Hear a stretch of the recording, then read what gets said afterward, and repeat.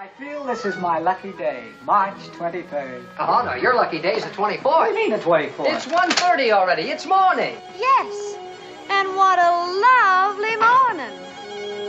Good morning. Good morning. We've talked the whole night through. Good morning. Good morning to you.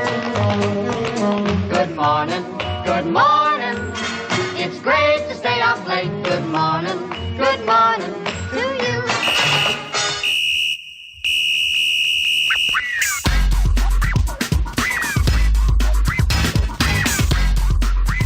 Hey everyone, this is The Boot. It's The Boot. We're recasting classic movie reboots so Hollywood doesn't have to. You're welcome, Hollywood. You're very welcome. And you're welcome, America. I'm Brian Flynn. With me, as always, so far, is Kenna Trent. Are you afraid I'm going to quit? And this week on The Boot, we are talking about the most beloved musical classic, Singin' in the Rain from 1952, starring Gene Kelly, Donald O'Connor, Debbie Reynolds, Gene Hagen, and Millard Mitchell. Ugh, one of my favorite actors. He's Millard great. Mitchell. I know. What a name. What a classic Hollywood name. I think I'm a little nervous right now because I'm not a musical guy, you know, and this is the first time I'm seeing this movie, so I feel... Wait, are you being 100% serious? I had never seen this movie. And it was a joy to watch, but we'll get into that later. We first have to cover some reboot news. Okay, yeah. We'll get there. Yeah, so first, we wanted to talk about, and I think when this comes out, this movie will be coming out this weekend. So for us, it's in the future. For you, it's like right now. We want to chat about the Death Wish remake. From Collider, MGM has released a new Death Wish trailer based off the 1974 Charles Bronson film of the same name. The movie stars Bruce Willis as Dr. Paul Kersey, who decides to become a violent vigilante after his wife and daughter are victims of a home invasion. His mission then expands as he meets more victims of violent crimes and takes matters into his own hands. Do we really need this movie? What a great question. No. No, we the really answer is don't. no. And I feel kind of bad because they've been doing a lot of cool marketing for this. They've got like this fun like Grindhouse trailer and all these like old looking posters, which is super cool. But 2018 does not need Death Wish. And this Collider article, its focus is mainly on the fact that Bruce Willis, who happens to be an older white male, is running around in a hoodie, shooting people vigilante style, and it just sort of talks about the tone deafness of it. You know, I haven't seen the original Death Wish, and I feel like this podcast is steadily becoming a podcast of things I have not seen. Well, that's just trying to talk about things we really don't know have about. No point of reference. Yeah, absolutely. I went back and I watched the trailer for the original one, and it's very much a Grindhouse movie. This is Paul Kersey. This is the story of a man who decided to clean up the most violent town in the world. He begins where all the super cops leave off. It doesn't seem like it's as much of a rampage as possible. It seems like it's more of a Taxi Driver kind of paced movie where it's sort of a man who turns later in the movie and then does these acts sort of in that final third portion of it, whereas this movie seems more like Taken. But even Taken, I feel, was handled much better. Like, there's just something like I would get it if it was like he's supposed to be a doctor, he's like a principled man, and he really just wants to get back at the people who hurt his family. But it sort of seems like he is just killing people along the way. It really does. To get to the actual perpetrators, and that's so excessive. And so much for that oath, you know what I mean? Do no harm. That's another thing. How much do we believe Bruce Willis as a doctor? We don't. I don't. I take that back. I totally believed him as a doctor in The Sixth Sense. He was a psychologist, though. He wasn't like this looks like he's like a surgeon. Yeah. But like, how would you feel if your doctor came in, you were about to have like your appendix removed or something, and it was Bruce Willis? I'd be like, nope. No. I'd just rather keep this inside me. Of all the action stars that could come in to do internal surgery on me, Bruce Willis would be at one of them at the. I would say Jason Statham would be like, please no. I would let Jason Statham do really? surgery on me. All he'd do is shock you, like in Crank. He would just put those paddles on you. And... Who's at the top? What action star would you let do surgery? Well, George Clooney. I don't know if George Clooney is an action star. No, but, he's not. So I was trying to pull from the ER cast. Let's just go through like the cast of The Expendables. Dolph Lundgren. Surgeon? He's like a member of Mensa.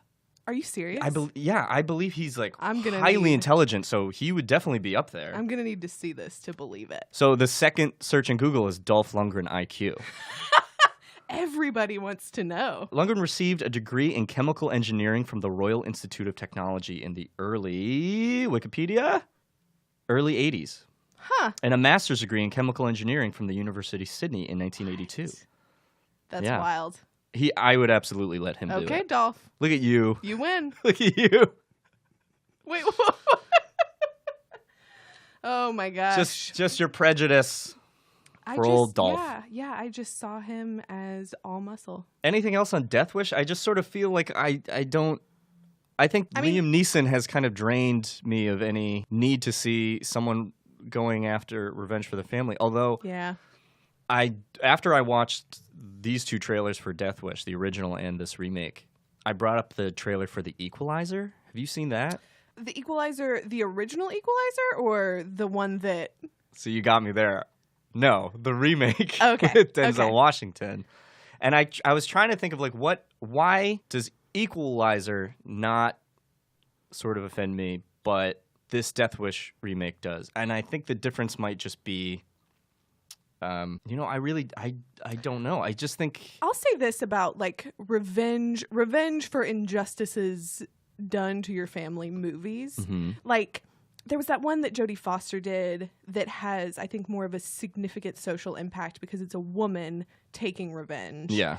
Then you have like Taken, where his daughter isn't just like kidnapped, his daughter's like kidnapped and sold as a sex slave. Yeah. And that again has a different sort of social construct to it because like I'm more in favor of him like going after this ring of like sex traffickers, yeah, and slavers. So when it's just, I hate being like, when it's just your family gets murdered and there is just this massive rampage happening, I'm like, well. He's sort of like that John Wick who's like, I had this life, I did all these horrible things, I'm now just trying to put that all at peace and move on, but something keeps pulling me back. I think something like that mechanism works a lot better than a man just sort of snaps Yeah. and goes off killing a lot of people, because that could hits happen. too And close to in this home. sort of climate that's going on now, like, I don't think audiences really want to, like, that's not an escapism Yeah. for, at least for me. And I don't know who it would be an escapism for, and I don't really want to go down that road. That is to say, I don't want to deny people the Right. ability to make whatever art they want. I just, like, the palette's not there for me. Yeah. No. The John Wick of it all being, we want to see this like Keanu Reeves assassin, you know, like that's his chosen job. And so we're like, that's what he does. Yeah. We don't want to see a doctor freak out and start murdering people because like the chances of that happening tomorrow, very likely. All right, well, I'm glad we Wow, I'm amped glad you we- all up. Not you, Kenna, but maybe the audience who's listening is now supremely terrified. So maybe It's let's gonna be okay. yeah, maybe let's take it back to a simpler time, a stranger time for sure. 1952. For sure. Is that the year? 1952 is when the movie was made. It takes place in 27? Oh yeah, that's right. I forgot it because sound is being invented in cinema. Before we start anything, though, if you're new to this podcast, we should explain a few things. Okay. Explain some rules. Kenna, Good idea. hit these people with some knowledge about what's going to happen. Here's what we're going to do. We're going to recast 5 of the big characters in Singin' in the Rain. But because we love structure in our lives, I say we. You? Do you, Brian? Yeah. We have some rules. We have 3 big rules. Our first rule is the movies we pick, we're not going to pick any remakes, reboots, or long-lost sequels. So we'll try not to do a movie that's already been remade maybe in the last 20-ish years. And this includes franchises like Star Wars or even like Jurassic Park now, where movies just sort of pop up every once in a while. Fast and the Furious. Alien. We're not going to touch stuff like that. I say very strictly now as if we're never going to break that. Number 2 is no imaginary casting. So our dream casts must be made up of actors that are 1, alive, and 2, working right now. So we couldn't recast a musical and be like, I want Gene Kelly to be in it because he's gone. I'm so sorry to bring us down. Also, we're not going to do any Tinder casting. So we can't just cast someone based on how they look. We're not swiping left and right on people. We're picking people based on their talent. This is super important for this one. We're picking people based on what we've seen them in and how much we enjoy them. Or maybe we don't. I've picked people I don't like, but You've on this podcast has stated 100% that you dislike someone's work. Yeah, I'll say it again. Cara Delevingne, I don't think you're a good actress. But that's okay. So those are our rules. All right, everyone. This is Singing in the Rain. You said Singing. singing. I'm singing in the rain, just singing in the rain. What a glorious feeling, I'm happy again. I'm laughing at clouds so dark up above. The sun's in my heart and I'm ready for love. Can I ask, first of all, because you mentioned at the top that you have not seen this movie before, an actual bona fide classic. What were your first impressions? It's beautiful. The music obviously is a little of its time, so it didn't really resonate with me. The dance numbers are extraordinary. I don't think I've seen anything like that. I enjoyed it. I wasn't expecting the humor to still sort of work, but like a good joke is a good joke. It's so clever. Right. I was taken aback upon rewatching at how funny it was. And I don't think I've seen a lot of Gene Kelly's work, but the whole time I was like, this guy is a movie star. Let's just put this out here right now. There is nobody working today who is like Gene Kelly. I'm glad you said that because I have not been more shaken with who I've picked. Oh, this was in any so pod. difficult. This is so difficult. Because here's the thing. They're singing in this movie. They're singing in the rain and out of the rain.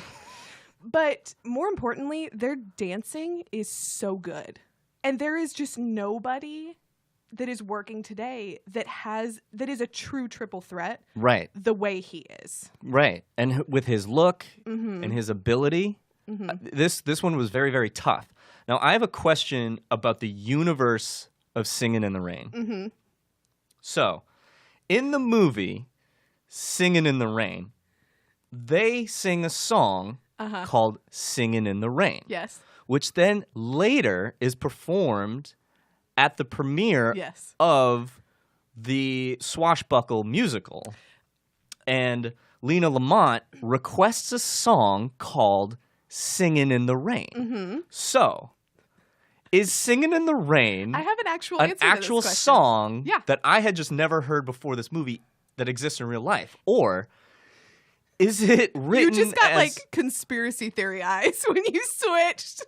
Okay, so to circle back to the intro, we were talking about the Rocky movies. The Rocky theme song, Yes. does that exist in the universe of Rocky? Does he hear the Rocky music? Do people know what that song is? No. So I had the same kind of question with Singin' in the Rain. Here's the actual answer to that. Because I thought about this when I was watching it, because there's a part in the opening credits where it says, it doesn't say based on the song, but it's sort of like inspired by the song Singin' in the Rain. So much like how like White Christmas was a song that was recorded that they then created a movie sort of around, this was the same type of thing. So this song existed in the real world.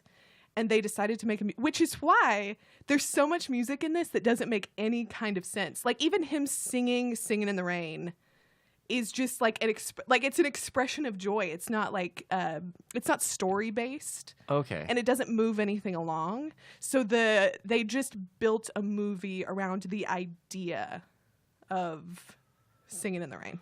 Okay. Yeah. So that was Okay. actually like decently common. I was writing out like quantum mechanics equations, just wondering like how does this reality function if not for the explanation that you just gave me, that it is a real song that existed before this movie and during this time is somewhat popular, but the meta of it is that Gene Kelly was like, we're going to make a movie based on an old song that already exists, which is, I think, the ultimate reboot.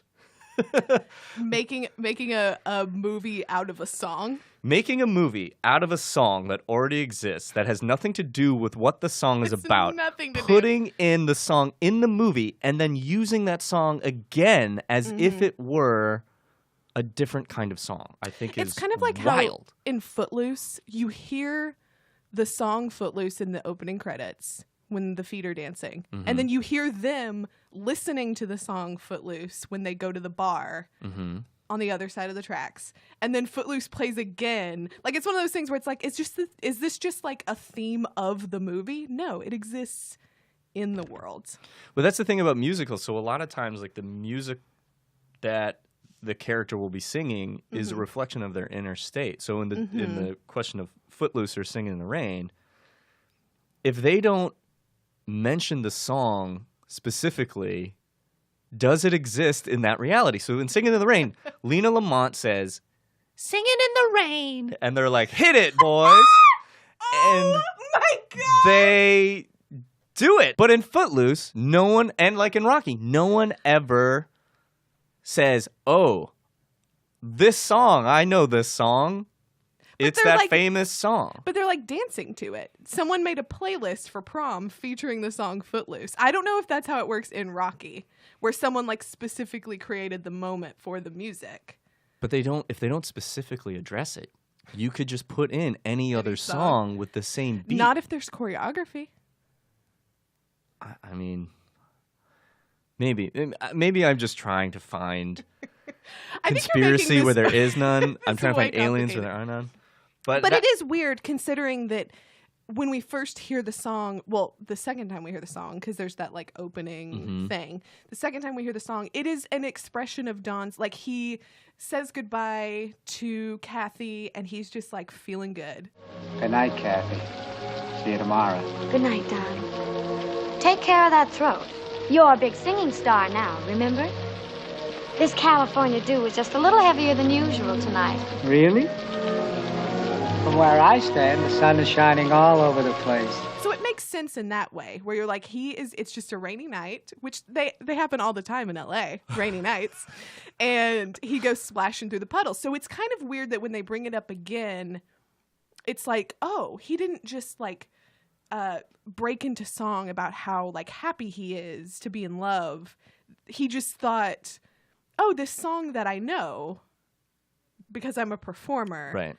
I'm going to sing this out loud in the street. That makes sense to me. I'm glad you said that because Yeah. that was the one question I really had. We should get into it. I feel like And we we'll- really solved some problems just now. For me, at least. We should get into it. Yes, please. I'm going to go first because I have never been more unsure of my picks. Can we go through the list first of all of who we're doing? Oh, yes. We're gonna recast Don Lockwood, Cosmo Brown, his friend, Kathy Selden, Debbie Reynolds' character, Lena Lamont, the high-pitched voice, and R.F. Simpson, the studio head. Right. For my Don Lockwood, like you said, I tried to find someone who could be this triple threat. Yeah. I think I found someone who's more of a 2.5 threat, Oh, and okay. we can discuss his Sure. credentials when I say his name. Okay. Again, I'm very timid about who I have here. You seem sad. I'm not sad. I'm out of my element a little bit. It's odd. Like, it was difficult to look at because there was a point when I legitimately Googled like triple threats in Hollywood. Me too. And the list is upsetting because some of the people they list, like Diddy was on a list, Yeah. and I was like, what? There are no performers like Gene Kelly in No. Hollywood. So remaking this movie would be extremely difficult with known stars. I picked Donald Glover. Wow. And I think that it's a Okay. pretty good choice. And I know that we try to very much just recast the movie at hand and not try to rewrite it. Mm-hmm. But I couldn't not, like, this movie needs to be pulled into a modern day setting. I mean, if it's going to be remade, there are a lot of things about this that have to change. But Donald Glover specifically, not because I'm just trying to haphazardly switch in different people of different ethnicities or genders or anything, but Donald Glover to me is someone who you would want to see perform in a musical. Here's my question about updating this movie, because that's a thought I had, is that there were performers that I was like, man, I don't think they could be the lead of this movie. And then I was like, well, if we just updated the story, but if the story is about that time when movies went from silent to talking, what is the modern version of that? The theater to internet? I really don't know. Yeah, I It's a movie about digital streaming. all the movies become like HQ trivia apps. Oh, man. Yeah, I don't know. I don't know what, like, because the whole storyline with Lena and how it basically is threatening to end her career, I don't know what technological advancement now really could do that. Talking pictures. I think you should wait. Every studio is jumping on the bandwagon, Dexter. All the theaters are putting in sound equipment. We don't want to be left out of it. We don't know anything about this gadget. What do you have to know? It's a picture. You do what you always did. You just add talking to it. Don, believe me, it will be a sensation. Lamont and Lockwood, they talk. Well, of course we talk. Don't everybody? The modern version of this movie does not sound good to me. And I think that's why when I started casting, I was like, I'm going to keep this movie in 1927, but just change the way that I'm thinking about who the characters are. Because honestly, like, it bugs me. And this is something that I'm learning by doing this podcast, is that it bugs me how many casts are completely whitewashed. And that ultimately, like, they're like, this is a specific point in history. And so it kind of just results in that. Like, how do we bring people of color into a story like this? And that is really frustrating, just like looking at American history in general. I don't know if this is accurate, but the two people of color in this movie, I remember, one is a valet and one is a waiter. And so I know we're deviating right now from the discussion of my pick, but I think we'll get back to it. Honestly, if you were like, they're remaking Singing in the Rain, it's going to be the exact same story, and Donald Glover is going to play the Gene Kelly role. You were going to watch him sing and dance and act. I would be like, I'm definitely going to watch this movie because it sounds very interesting to me. Now, in terms of Donald Glover as a performer, I think he's a very good actor. Yes. I think he's a pretty good singer, although I don't know if his range is the same as Gene Kelly's. I don't know if he's a good dancer, but I would like to see. Maybe he is, maybe he isn't. That's my hang up with Donald Glover, is I think he's a really entertaining performer, but if he can't dance, there's nothing that suggests that he couldn't.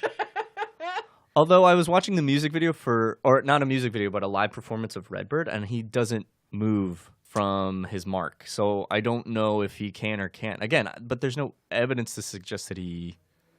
I just think he's so talented. If you spent like 3 months teaching him how to dance, he would be very good at dancing. There was a point when I thought about the La La Land of it all, and I was like, if you just put a little bit of effort into showing them how to do this sort of like old style of choreography and dance, I'm sure they could get away with it. Because let's be real.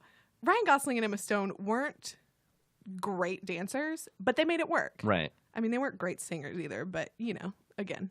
La La Land doesn't exist without this movie. Oh, absolutely not. It took so much from this movie that I don't want to rip apart La La Land. I could, but I think we should kind of move on. So my pick is Donald Glover. Okay.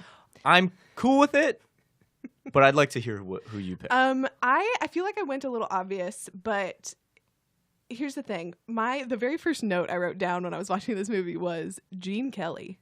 Damn. So I just felt like I was like, you can't have somebody in this role who doesn't look like a movie star, who doesn't like smile and legitimately like melt your heart. Now that you have the proper setting, can you say it? I'll try. Life was a song. You came along. I've laid awake the whole night through. If I but dared to think you cared, this is what I'd say to you.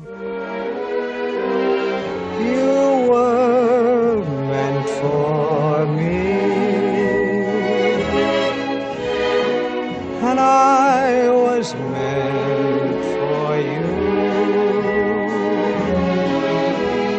He looks like Superman. He looks so good. He looks... And it's remarkable how somebody could look that good and be that talented. It's insane to me. It's a really stark reminder that they do not make Hollywood stars like that anymore. No.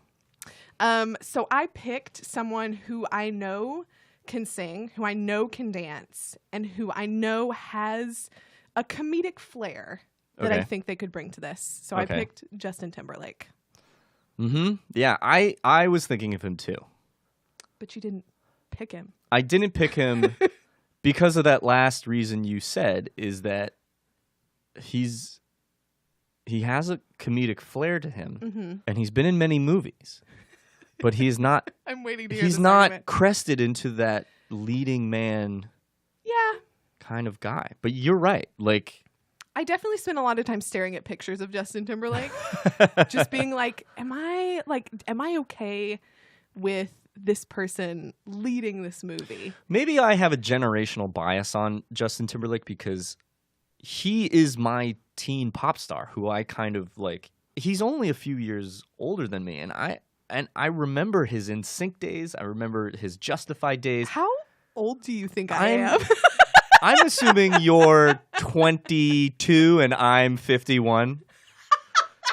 But that's not to insult or say that you don't remember him either. But I think because he's like a teen pop star to me, maybe there's younger people than us who are like, oh yeah, Justin Timberlake. He's like this really suave, sophisticated leading man type that I'm still not seeing. No, I definitely fought with myself on this one because I don't see him normally as a leading man. And I don't think he's reached a point where people, when they're casting anything, are looking at him and being like, we gotta get Justin Timberlake.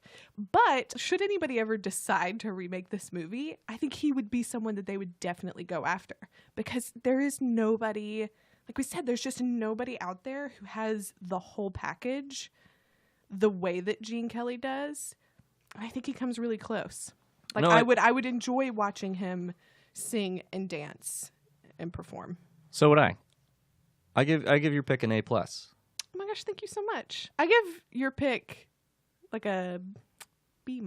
Oh, I'm sorry. You started the grading thing. Yeah, and also I'm kind of self-deprecating. Maybe I should just sort of stick to my guns and be like, be confident. Okay. You've been watching a lot of Queer Eye. I have. Have you not picked up on the self-confidence? It's the best show on Netflix. It is. It is the best show on Netflix. You will laugh and cry every much. episode. And I need a season 2 bad. Right now. Mm-hmm. Okay, so I'll go first this round with my Cosmo. And I think this is gonna make my comment about trying to diversify the cast within the time, I think, make a little bit more sense. Mm-hmm. So I picked for my Cosmo Leslie Odom Jr. Yeah. I consider him. This is weird. Like, I had all of your picks, and then I was just like, I don't know. But yeah, he was. Yeah. And if you is he as comedic an actor as Cosmo is as a character, or is it just something we haven't seen from him? I don't think we've seen it from him. But first of all, I feel like Justin Timberlake is probably a little more well known. Leslie Odom Jr. You might have seen him most recently. I don't know if you went to see Murder on the Orient Express. But he originated the role of Aaron Burr on Broadway's Hamilton. So you may or may not have an awareness of who he is. But Cosmo is a very physical performer. And ultimately, like, he's got to have that, like, vaudeville pizzazz, even more so than Gene Kelly. Don, the world is so full of a number of things. I'm sure we should all be as happy as. But are we? No. Definitely no. Positively no. Decidedly no. Short people have long faces, and long people have short faces. Big people have little humor, and little people have no humor at all. And in the words of that immortal bard, Samuel J. Snodgrass, as he was about to be led to the guillotine, make 'em laugh, make 'em laugh. Don't you know everyone wants to laugh? My dad said, be an actor, my son, but be a comical one, they'll be sad. falling in lines for those old honky-tonk monkey shines. You could study Shakespeare and be quite elite, and you could charm the critics and have nothing to eat. Just slip on a banana peel, the world's at your feet. Make 'em laugh, make 'em laugh, make 'em laugh. It's so interesting to me that I think one of the reasons that I wanted to pick an African-American actor for this is that they sort of arbitrarily don't let Cosmo go anywhere in this movie. Yeah, he's really just attached to Don's hip. Yes. And it's odd because he's clearly a performer as well. And they're like, no, you're just going to play the piano. No, you're just going to be the music person. No, you're just going to do this. And I was always like, poor guy. I know. It's really like short stick. Like so, it's the only thing separating him and Don is his looks. Exactly. He doesn't look like a movie star. Right. So I sort of liked the idea of it, for the time, him being like an African-American jazz musician who is sort of like, because of the color of his skin may not be able to like achieve the stardom that his partner does, but he's like got his back. And he's always the one like, playing the fiddle while he's like doing a little tap dance. Like we don't get the opportunity to like hear Cosmo's story. That's true. And I like that idea that like, he knows he's being held back for these certain reasons. I picked Taron Egerton from Sing and the Kingsman movies. Interesting. First of all, I didn't know he could sing at all. So when I was like IMDbing like, oh, who was in Sing? And I didn't realize that he was the lead in that. So I was YouTubing. He has a pretty great voice. Can he dance? Well, he can fight his ass off. So if he's literally a physical guy. Yeah. Okay, I get that. I get that association for sure. And I just thought it would be. I was thinking them as a duo, like you said, that they're kind of like two guys who come up in this world of Hollywood together. And so I was trying to think of them as a pair. And so Taron Egerton and Donald Glover, I was just like, if they ever did a movie together, I think a lot of people would want to see that. I think they're young and exciting. And they could probably tell the story of people who are making a movie that isn't working. I would give Taron Egerton an A+ just because he's so darn cute. Aw, thanks. I just love him. It's my turn. Yes. For Kathy, which I know you felt very connected to while you were watching. You felt very sad about seeing Debbie Reynolds. Yeah. Gosh, I'm just so shocked that you've never seen her do this before. No, and it was really sad because as a big Star Wars fan and just knowing how Debbie Reynolds' life ended, she literally died of a heartbreak. Yeah. It was so tough to watch and just sort of like, I'm in the future and I know what happens. Like, and like Gene Kelly could have died of like a horrible heroin overdose, and I still wouldn't care. He died in his sleep. Yeah, we're still fine. wouldn't care because I think it's still just kind of in my mind. It was rough. It was rough. I love how much you feel for their family. I'm enjoying it. So for Kathy, I was trying to figure out who could I get that's in the sort of mold of Debbie Reynolds, who is someone who has maybe not Hollywood lineage, but a musical lineage, someone who's been around the business. Okay. She hasn't really been in a lot of things, but she was in a movie that seems very similar to this. Oh. I picked Lily Collins. And for those of you who don't know, she's the daughter of Phil Collins. Phil Collins. Cue the Genesis. She seems to have invisible touch. She reaches in and grabs my holding your heart. She seems to have invisible touch. It takes control and slowly tears you apart. She was in a movie called Rules Don't Apply. Which nobody saw. Which no one saw.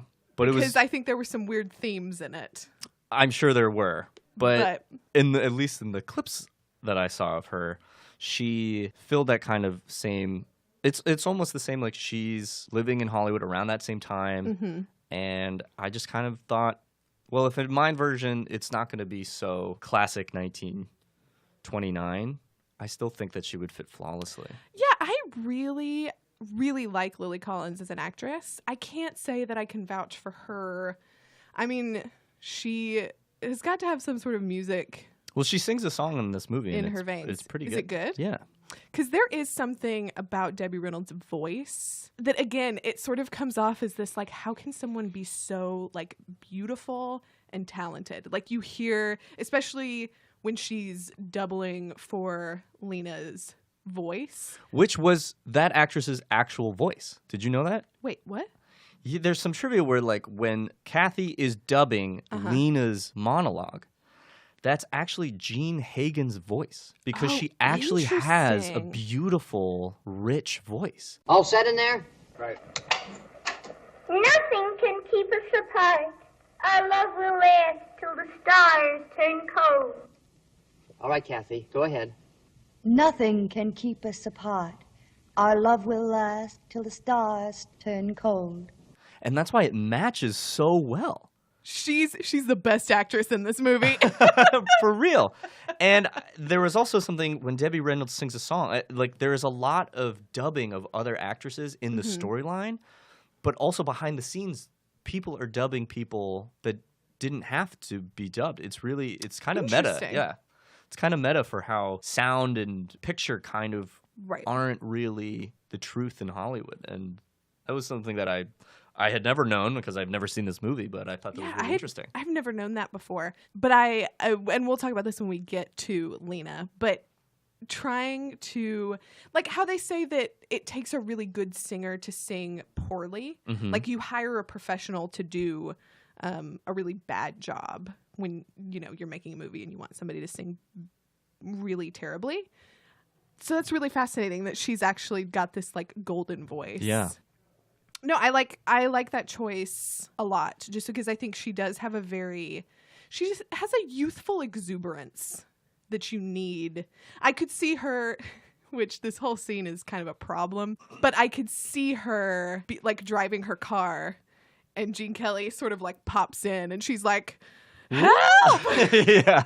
Somebody call the police. And then of course, when the cop's like, that's Don Lockwood, she's like, oh, well, never mind. Officer, this man has jumped right into my car and I didn't even know. Don Lockwood. Don Lockwood? How are you, Mr. Lockwood? Out for a joyride? Just a lift, officer. My car broke down. I got surrounded by... Oh, you're a lucky little lady. Anything wrong? Why, no. No, I should think not. Well, good night, Mr. Lockwood. Good night, officer.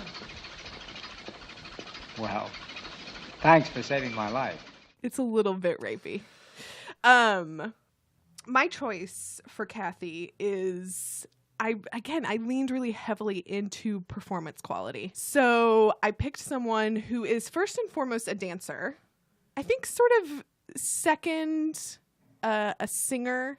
She has sung and done musicals before. So she's also done some acting. But ultimately, I think she is that sort of beauty that's like there. Like I can see movie star Don Lockwood looking at this person and being like, whoa, this is just so much different than... I'm on pins and needles here, Kenna. Lena. And I chose Julianne Hough, who Brian does not know. He's making a face right now. I'm in the weeds, guys. The general public, may know Julianne Hough as a dancer. She was on Dancing with the Stars as a professional for a long time. She was also in the remake of Footloose and Grease Live, which was much more recent, as Sandy. Huge character, huge part. But yeah, she's like, her and her brother are professional ballroom dancers. So they're very, very good. And then, yeah, she's got some chops. She's got a good voice. I think she's really cute and fun to watch. So, yeah, I picked Julianne Hough. I mean, performance-wise, she definitely seems like she has all the credentials. I would say she looks a little more smoldery. Okay. You know what I mean? She's a little smoldery. I think it maybe just some of these photos that Google is pulling up, they're sort of more Maxim magazine and less like new face in town. But you are steering towards performance, and I am not. So what do I know? I'm literally... It's your first time. I'm in the cockpit. My hand's on the stick. The wings are falling off. The engine's on fire. I'm hanging on here for dear life. But we're making this movie. Yeah, I think it's great. I think your whole cast so far is maybe not blowing mine out of the water, but... It's okay to it's say definitely that. It's more like that. Like I wouldn't be like your cast. Be a part your of cast could go on stage live and do this movie. Yeah, they could. My cast would be like, no. We're gonna need 3 months of rehearsal and several takes. Right. Well, great. What was I gonna? Oh, I was gonna say something about. I liked how you picked someone who apparently can dance because Debbie Reynolds had no idea how to dance. I wondered that about her during the first number after she pops out of the cake, which yielded my favorite line of the movie when Don's like, "Now that I know where you live, I'd like to see your home." I thought that was really cute. And I was watching her and I was like, she's really like, she's doing this like 20s style dancing really well. But there was something about it that I was like, does she do this? Is this her thing? And I guess not. Well, again, a little bit of trivia, if IMDb is in fact a reliable source for trivia. Gene Kelly was known to be kind of a hard taskmaster when he was directing this. And so he was very strict with her. And he was the one who was trying to teach her all the moves and get her, to keep pace with him and Donald O'Connor, who played Cosmo. And I guess Fred Astaire was filming something nearby. And was also helped her, just like out of the kindness of his heart, was just like, yeah, I can help you to dance. So Debbie Reynolds learned dancing from two of the greatest American dancers in that's crazy film history, if not dance history. I don't know much about dance history, but I did take a dance class in college. Like we do. Wait, what dance class did you take? It wasn't an actual dance class. It was like world culture and dance. This is a great single credit filler class for sure. Yeah. All right. Lena Lamont. I'm going to go first with Lena Lamont. Okay. This one I think I'm actually very proud of. Okay, I'm excited to hear it. If not proud, excited. So, again, having only seen this movie once, Lena is definitely this sort of, she is Don's partner. She's there physically. And then as soon as sound is introduced to cinema, they find the biggest flaw in her character. Which, can we just for a second say what masterful filmmaking it is? That there's probably 15, 20 minutes of the movie that happens before you hear her voice. And she is on camera so much. Gosh, it's so spot on how they hide it so consistently until it just sort of blurts out. Hot diggity, kids, it's a smash. Hey, Mr. Simpson? Don, Lena, you were gorgeous. Yeah, Lena, you look pretty good for a girl. For heaven's sake, what's the big idea? Can't a girl get a word in edgewise? After all, they're my public, too. Lena, the publicity department, Rod here, thought it would be much better if Don made all the speeches for the team. Why? What's wrong with the way I talk? What's the big idea? Am I dumb or something? No, it's just that Don's had so much more experience. Next time, write me out a speech. I could memorize it. Sure, why don't you go out now and recite the Gettysburg Address? Originally, when they're like, oh, we don't let Lena speak, I was like, this movie is sexist. And then when I realized it's a plot device, I was like, talk. oh, yeah, I think I came into this movie to 2018 and not sort of letting it kind of. Brian was like, why do people like this movie so much? They are terrible to women. He hops in her car and tries to assault her, and now they won't let her talk. Okay, I picked Megan Fox. Oh, interesting. I picked Megan Fox. You definitely went for she's got to be gorgeous. Yeah, she does. She has to look like a star. I think because Megan Fox's origins in Hollywood are kind of what got stuck in my head. The story that Michael Bay was just like, he told his casting director, just give me the hottest person you can find. That's so gross. It's really gross. And I don't think she's a terrible actress. I like her stint on New Girl, I thought was really great. Oh, yeah. She can be she's super really clever and funny, yeah. And I'm sure kids enjoy these new Ninja Turtle movies. I wouldn't know. Kids don't know anything. So that's why I picked her. I just sort of thought, if you're going to pick someone for a look, if her whole character is someone who's there for a look, that's her life, is that she is sort of pigeonholed as someone who is very attractive on film. But I liked how in the end, Lena has to kind of become cruel. So, if she's done such a grand job doubling for my voice, don't you think she ought to go on doing just that? And nothing else. Lena, you're out of your mind. After all, I'm still more important to the studio than she is. Lena, I wouldn't do that to her in a million years. Why, you'd be taking her career away from her. People just don't do things like that. People? I ain't people. I am a shimmering, glowing star in the cinema firmament. once you explained the methodology, I think it makes a lot of sense. And this character doesn't have to sing or dance. Right. Yeah. It can literally just be a beautiful person who has the acting chops. I definitely thought along the same lines as far as I wanted to pick someone who looked like an old movie star. Mm-hmm. Because ultimately, if she's got the look and at least a little bit of talent, I think there are a lot of people that could pull this role off. Mm-hmm. But ultimately, I picked someone who I think doesn't get a lot of credit for what she does, and I think that doing something that allows her to be more of a like Marilyn Monroe type, that sort of like beautiful, like dumb blonde, but clearly very smart in the way she plays it, would be Blake Lively. Yeah, absolutely. Yeah. Okay, well. Wrapped it all up. And I knew who she was.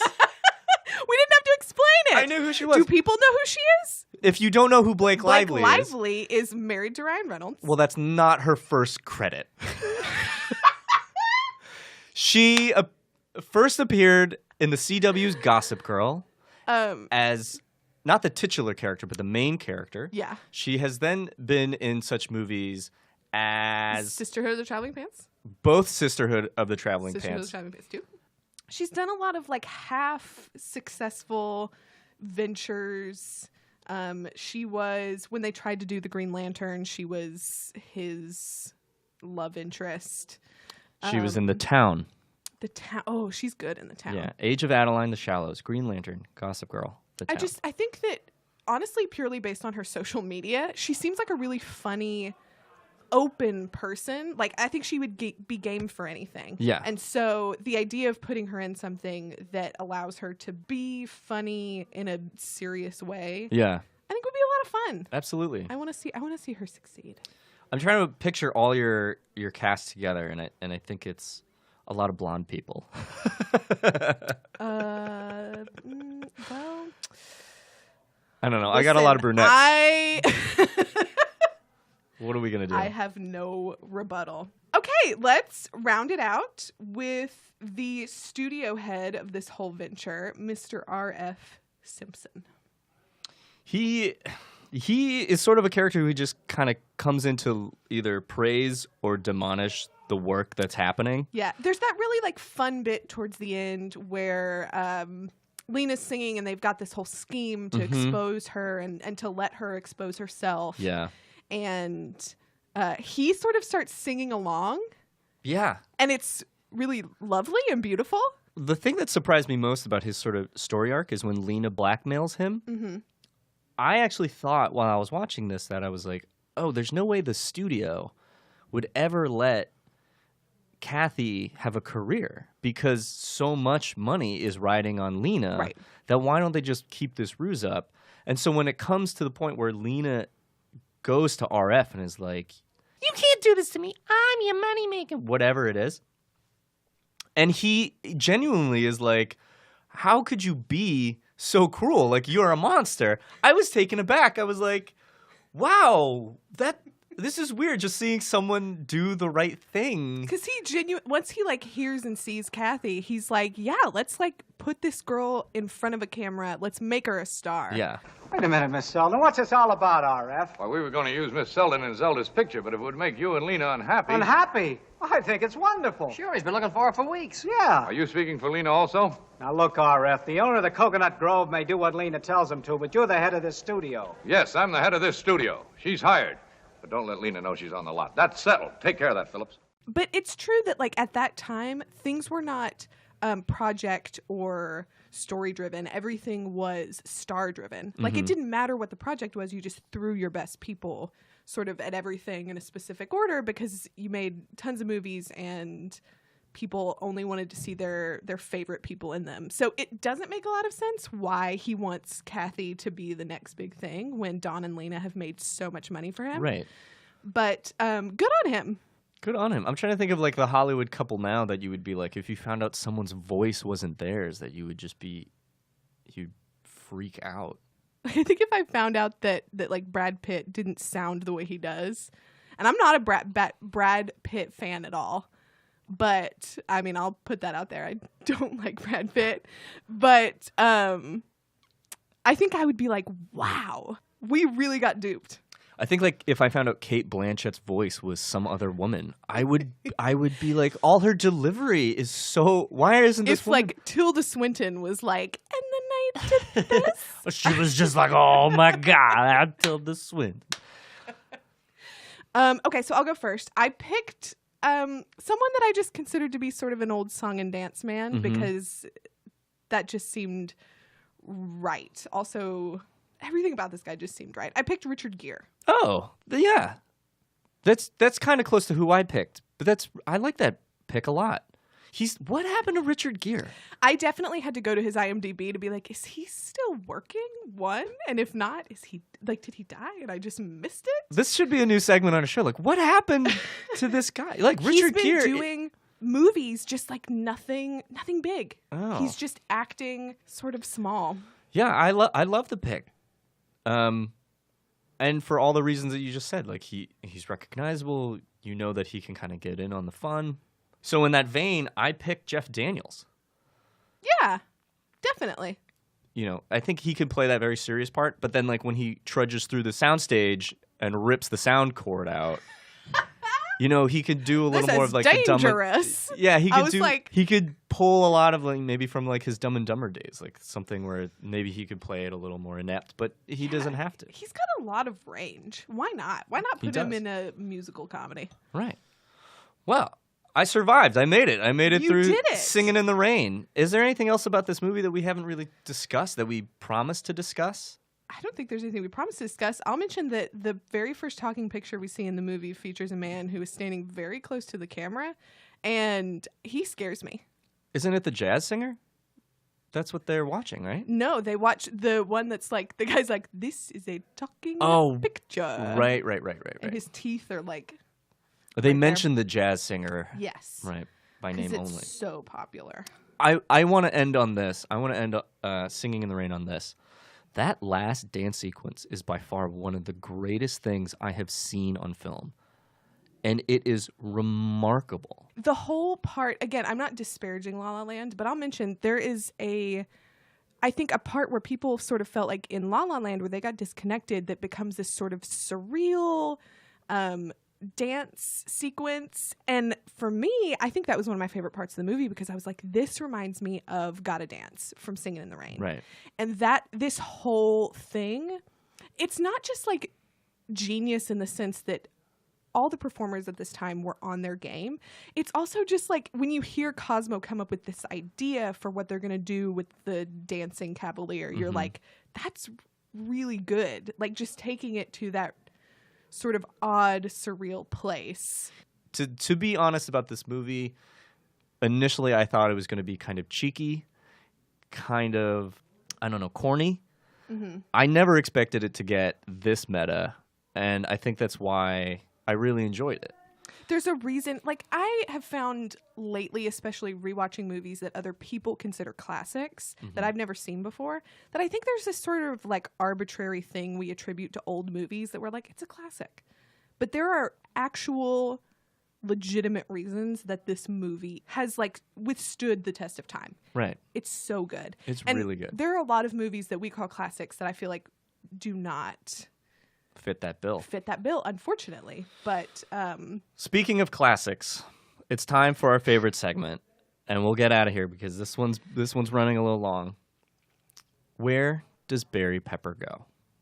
For those of you who haven't listened, this segment we are attributing Barry Pepper, the classic American actor from such films as Saving Private Ryan and The Green Mile, The Maze Runner, The Scorch Trials, and Death Cure. Yes. Into this movie as any role. We just want to throw one of our favorite character actors into every single movie we do. Now, Kenna, you and I have not hit on any of our picks today. We're kind of far in outer space comparatively how we're picturing this reboot to go. Mm-hmm. I'm hoping that we pick the same guy. I think we did. Fingers crossed. Okay. I put him as the cop in the rain. Oh, we didn't pick the same person. I like that guy purely because he stands and watches Don walk away for a very long time. Just imagine either Justin Timberlake or Donald Glover, whoever it would be, doing a singing and dancing number while Barry Pepper watched.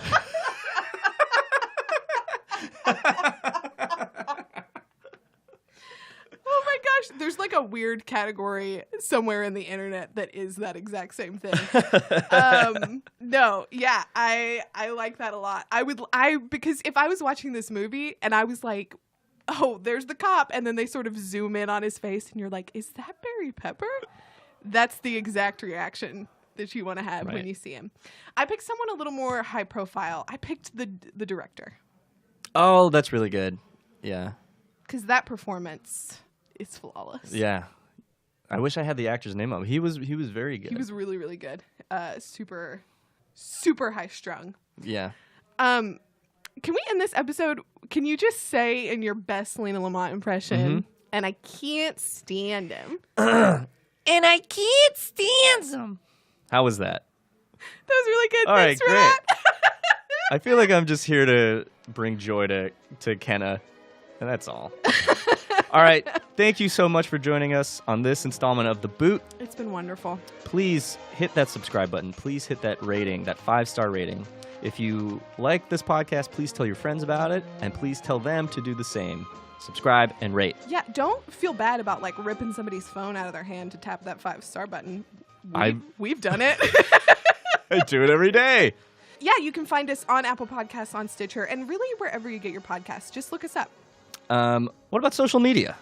If you want to find this podcast, the two of us together, we are at The Boot Podcast on Twitter and at Boot Podcast on Instagram. Lots of fun stuff going over there. Please follow. Brian, where are you? On Twitter and Instagram, I am at Flynn B.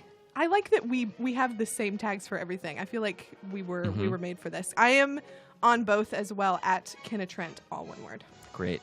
All right. Thanks, guys. See you next time. Bye.